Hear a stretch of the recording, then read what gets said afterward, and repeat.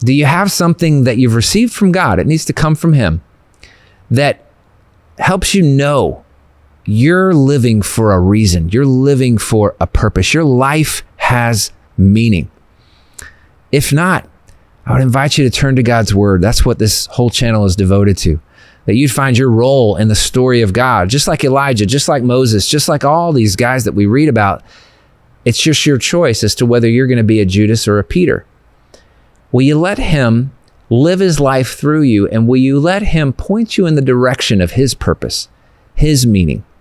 That'll look different for every Christian, depending on our gifting and personality and our own uniqueness. I mentioned that at the beginning of this video.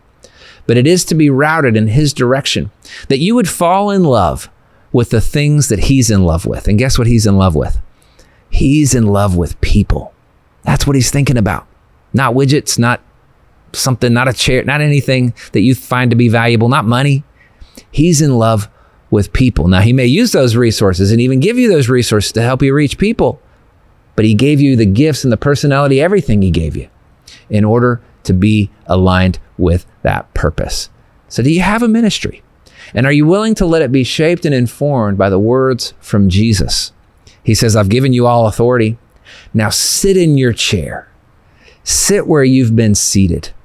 When you encounter fear, anxiety, when you're talking with your family or at work and you're encountering stress, anxiety, fear to knock you off your game, do you remember that you're seated in a chair, seated with Christ high above as you engage the mission, as you lead people towards love, towards the relationship with God? He says you'll bear these fruits: love, joy, peace, patience, kindness, goodness, gentleness, faithfulness, and even self-control.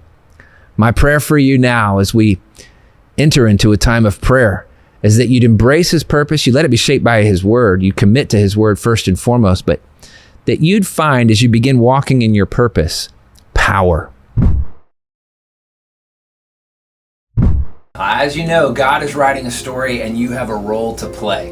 If you would, like this video so it gets to more people, and then subscribe so that you get all the videos that we'll be doing in the future.